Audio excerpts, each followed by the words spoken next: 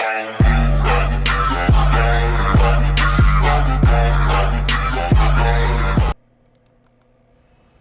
guys, Palpatine WoW back again with another guide. This time we're going to be covering the Discipline Priest in patch 9.0 for World of Warcraft, the Shadowlands pre-patch. We're going to talk about talents, essences, playstyle, all the different things you might need to know to help you succeed as a Disc Priest in the patch 9.0. So without further ado, let's go ahead and get into it. Starting off here with our spellbook, we have a couple of changes here. A couple of spells have obviously been made baseline for all priests. We do have access to Shadow Word Death.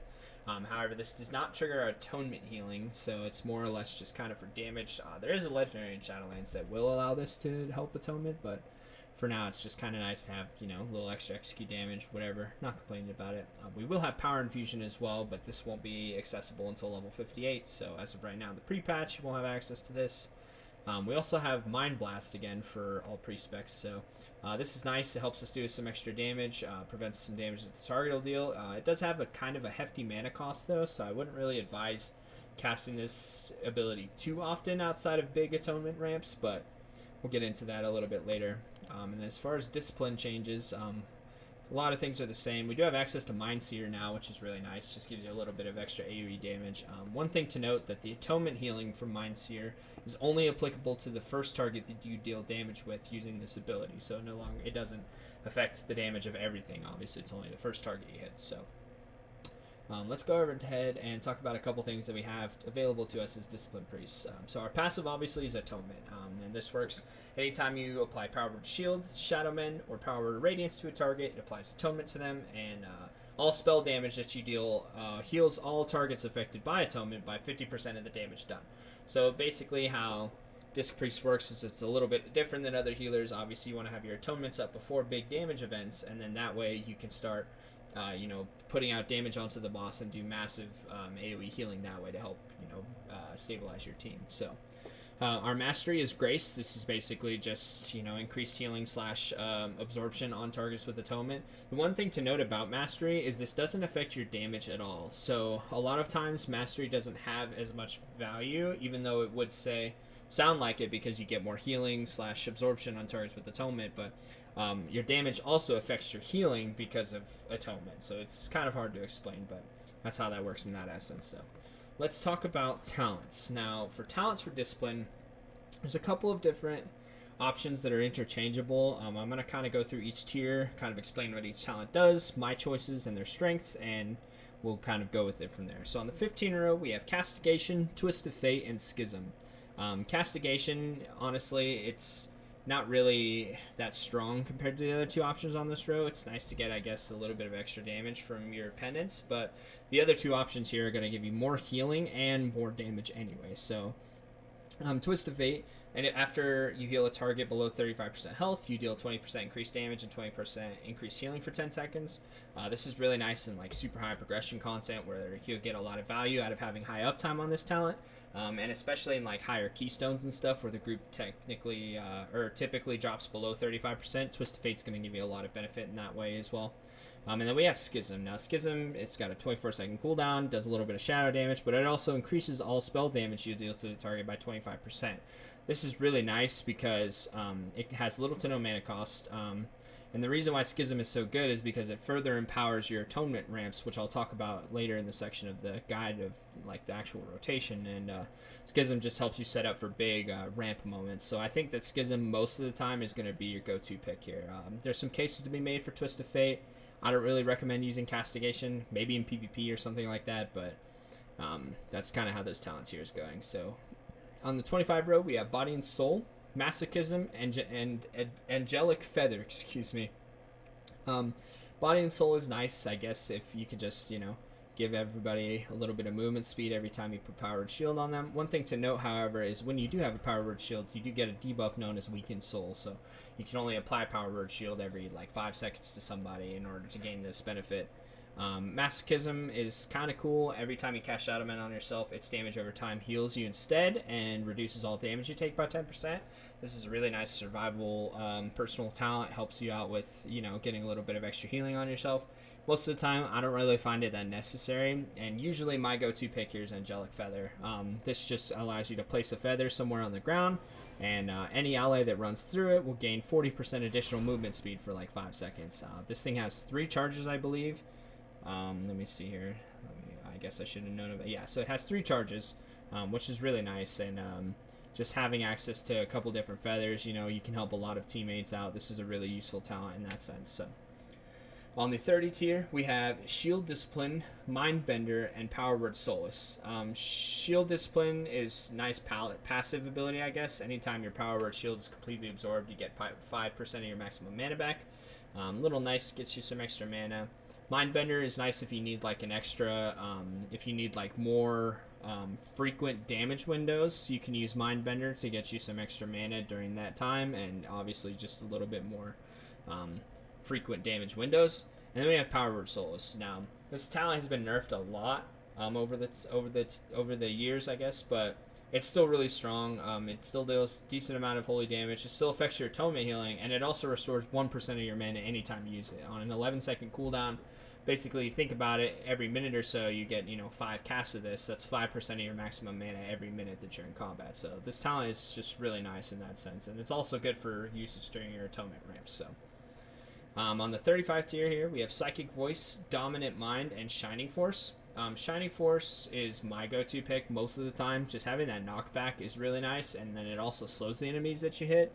This has a lot of uses, and I think that overall it's just the best choice on this tier.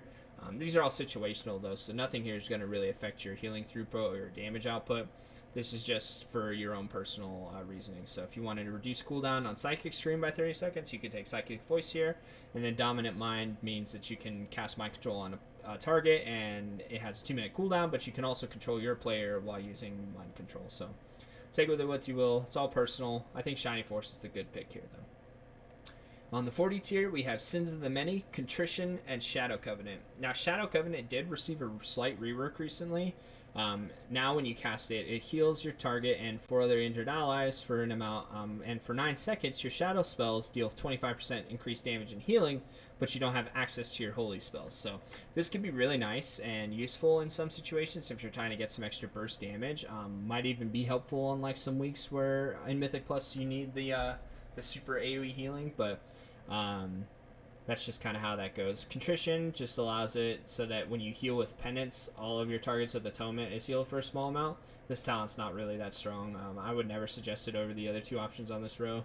It just is what it is. Sins of the Many, however, it just is. It gives you extra damage, and it diminishes for each ally affected by your Atonement.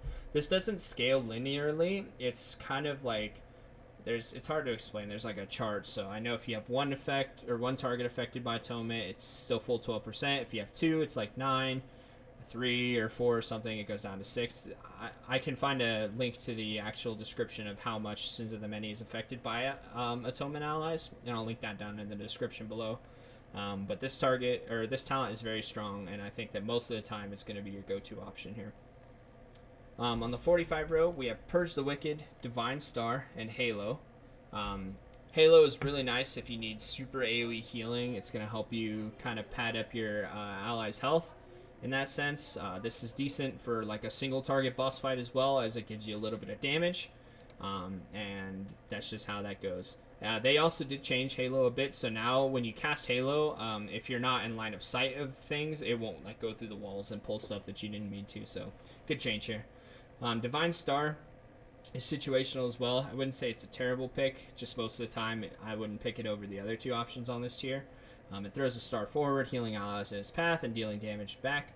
To get maximum usage out of this talent, you actually want to make sure that the Divine Star travels through the target that you're trying to send it through, not just up to and then back, because you might not get the possible return benefit of it. So you want to make sure if you are using this talent to make sure that you send Divine Star through the target that you want to cast it through. And then we have Purge the Wicked. Now, this is just a replacement to your Shadow Word Pain, your single target maintenance dot, whatever. Does some fire damage, and it also, what's unique about Purge the Wicked is anytime you cast Penance on a target afflicted by Purge the Wicked, it will automatically spread Purge the Wicked to another target nearby.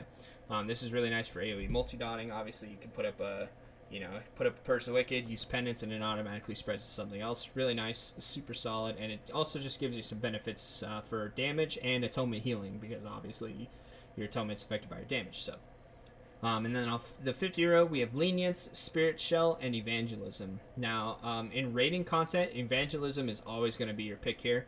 Having the extension of all of your active atonements by 6 seconds is extremely strong. This helps your ramp windows last for longer and also be able to spread atonement to more allies. But overall, this is just going to give you the best bang for your buck. Spirit Shell is a new talent introduced here that replaces Luminous Barrier. And when you take this talent, it replaces your Rapture. So after you use this ability for 10 seconds, Penance, Power Word, Radiance, and Atonement all create Absorb Shields instead of healing. This talent might have some cool niche uses, especially with like shorter fight lengths. You could get some possible benefit out of taking this. As of right now, I just feel like you give up too much from not having access to Rapture in order to help you spread mini ramps, that I just don't really think the Spirit Shell is going to be all that necessary. You can try it out. Right now, especially in the pre-patch, is the best time to try things, so I wouldn't say go against it, but just, for me personally, most of the time, I think Evangelism or Lenience are going to be better options here, so that's kind of how that goes. And then Lenience, obviously for Mythic Plus is going to be a little better because you won't really need Evangelism in a 5-man group. You could just apply Atonements pretty fast to 5 people. So I would only use Evangelism in raids, and I would use Lenience in Mythic Plus. So my talent setup for raiding is going to look something like this, possibly even taking Halo if I feel like the situation might arise. And then for Mythic Plus, you could choose between Schism or Twist of Fate. Maybe play Mindbender if you want. I feel like Solace is still okay. And then obviously Purge the Wicked and Lenience. So that's how that goes. Moving on here to the Azerite Traits. Now, Azerite Traits for Discipline are pretty simple. You're basically going to aim for 3 Heart of Darkness. Heart of Darkness, no longer having a corruption attachment to it, is still very strong. It's still going to give you a huge access to secondary stats. And overall, it's just going to be your best go-to pick in Mythic Plus and Rating. And then outside of that, I would recommend having at least 1 power or 1 enduring luminescence. This just gives you extra healing on your power and radiance, and it also applies atonement for a little bit longer, so that's nice. And then the other trait that I would recommend having at least 1 of is Depth of the Shadows. Now, Depth of the Shadows will give you a little bit of healing on your Shadow Word Pain, or on your Shadow Mend, excuse me. But the main reason you want to take this talent is for the 2-second increase to atonements applied through Shadow Mend. This is basically going to make it so that when you're using your atonement ramp windows, most of the time you're going to apply atonements through Shadow Word Pain. It does cost a little bit more mana than Power Word Shield, but the extra duration on the atonement that it gives you is very, very strong. And then outside of that, general stat bonuses. Death Throes is not a bad option here. You do have to be in Shadow to select this this Azerite trait, but it just gives you some extra damage while targets are afflicted with Shadow Word Pain. This will give you, obviously, more healing, so that's kind of how that goes. As for stat priority and gearing, stat priority for Disc is pretty linear. The only one I would generally avoid most of the time is Mastery. Your Mastery is kind of nice for a little bit of extra healing, but the biggest problem with Mastery is it doesn't affect our damage at all, which in turn decreases our Atonement healing, so Critical Strike is okay. Haste is generally pretty strong. Having some extra, getting an extra atonement or 2 in before you start your ramp window is really nice. Verse isn't going to really hurt you either. Just having extra survivability, extra damage is really solid in that sense. And then obviously with the diminishing returns on secondary stats, Intellect is overall going to be your best stat. So taking the item level over almost anything is going to be your go-to pick here. The only exceptions are going to be like Trinkets, possibly a ring, depending on the amount of secondary stat budget it has on it, in that sense. So, moving on to Essences. Now, for Mythic Plus, I would say that Crucible Flame is going to be your best option here, just having a little bit of access to single target damage, and possibly healing if you need to use this on an ally. One thing to note is that since it is not technically your spell damage, this is not affected by Atonement, but it's still nice to have Crucible in this slot. And then for minors for Mythic Plus, I would almost always recommend taking Conflict and Strife. Just having that extra versatility is very, very strong. And then for other options here, there's a couple things you can swap in. You can play Spirit of Preservation if you feel like you could use the extra healing from Shadow Men. Ever-Rising Tide's not going to be too bad. You get a little bit of Intellect or Mana. You can play Formless Void even. There's a couple of different options that you can insert here. The only changes for rating really is you're pretty much always going to want to play Ever-Rising Tide Major. This just gives you access to a stronger ramp window, and it's very, very good in those senses where you need like big ramp on your raids. So I would always play Ever-Rising Tide here. For miners, I feel like Conflict is still a solid choice. Formless Void is actually a little bit more solid here because in a raid environment, more targets are going to be using their essences more often, so you'll get the benefit from Symbiotic Presence a lot more. And then if you need mana, Memory of Lucid Dreams is a good spot here. If you feel like you don't really need the mana, you can always play Unwavering Ward instead. But generally, this is going to be kind of the raiding setup, and then obviously like the Mythic Plus setup with Crucible in that sense. So. Moving on to Trinkets here. Now, there's a lot of different options you can use for Discipline. A couple of good ones come really early on in the raid. On Mythic difficulty, you can get the Humming Black Dragon skill from Wrathion. This will give you a good amount of haste, and it has a pretty high uptime, so honestly, this is really strong.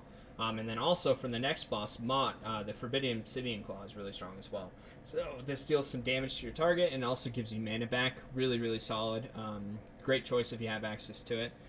Some other options, as of right now, the Highborn Compendium of Storms is a little bit overtuned. You gain a lot of haste from this thing. If you have access to it, I would recommend trying it out. It seems to be dominating the Intellect casters or healers trinket board right now. So if haste is a good stat, you know, obviously every character differs a little bit, but this thing is very, very strong at the moment, and I'm almost positive that it will receive a change. So don't go buy, 100 of them. Just if you have access to it, try it out. That's all I'm going to say about it. And then the Vita, I guess, isn't really a bad option either. Having the Vita charged, especially in like a 5-man group, is really nice because you obviously all chain benefits off of each other from having the haste benefit from Vita. So it's a good option there as well. Moving on to rotation for Discipline Priest. This is kind of the hardest thing to talk about, especially when it comes to a healing standpoint. Obviously, like I said before, the main mechanic that you have as a Discipline Priest is Atonement. Now, how Atonement works is when you apply a heal to your target using Shadow Mend or whatever the case may be, and you get access to a buff called Atonement. Now, anytime you deal damage to an enemy, 50% of that damage is replicated onto healing for your targets afflicted with Atonement. So, generally speaking, you want to apply Atonement through Shadow Word or through Shadow Mend if you need the extra duration. This is really nice. You can also use Power Word Shield to apply Atonement as well. However, it just won't last as long. So the only exception really to this is when you're mass applying Atonements. You can use your cooldown Rapture to put up a bunch of Power Word Shields and get some extra absorb damage on them too as well. Is really nice. But the biggest thing for Discipline is bursting windows. In order to play Discipline effectively, you have to really know the damage patterns of the fight, because if you're caught behind and you don't have your Atonement set up before damage occurs, you're not going to really be able to provide as much effective healing for your team as you otherwise would as a reactive healer. So one of the biggest things to learn and one of the hardest learning curves for Discipline is understanding how to apply Atonements before damage occurs.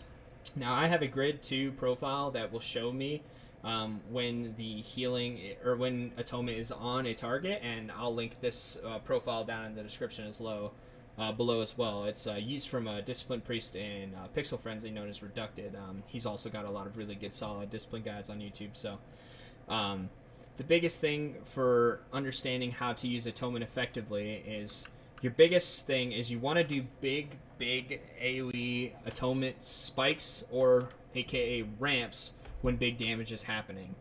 This is through utilizing your powered Radiance charges, as well as using your Shadow Mends to apply direct Atonements to people, and in that sense. So most of the time this will be done kind of when you're setting up for a big healing moment.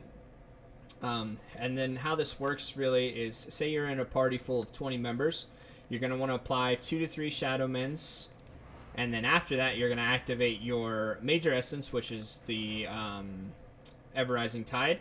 Apply a couple more Shadow Mends, maybe get to around like 6 or 7 or so, and then you want to use both Radiance charges so that you effectively have Atonement on pretty much the whole raid, and then you pop Evangelism.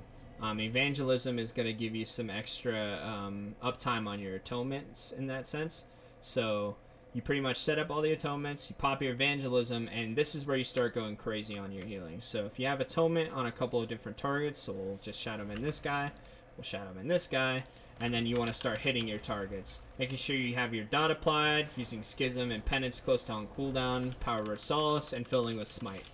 The biggest thing is you only want to apply atonements outside of big ramp windows if they're going to net you value. Is the target going to be taking a lot of damage? Is this target going to die if you don't apply atonement to them? Is this target assigned to have a mechanic that you know is going to deal damage to them? Every single atonement you place needs to have a meaning. And if you're not doing that, you're going to be wasting a lot of mana, and you won't be able to have access to as many ramp windows as you would like throughout the fight. So that's kind of the gist of things with that. Making sure you obviously just fill with Smite when you don't have anything left to do. Cast Penance if you need to. Make sure you're using your Power Word Solace.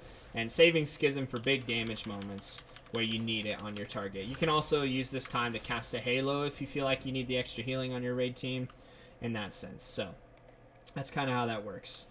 Other general healing tips I would provide for Discipline Priest is just making sure, obviously, that you know the timings of the fight.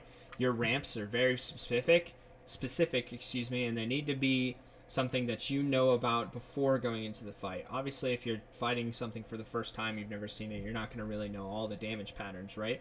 But Nihilith has been out for a little while now. Most of the time, based on the timers of the boss fights, you should be able to have a gist of when you need to ramp. And coordinating with your other healers is also very important in this sense. When you have mass atonements out on the entire raid, you can pretty much heal them yourself. So most of the time, you don't really need anybody else to help during a Disc Priest ramp.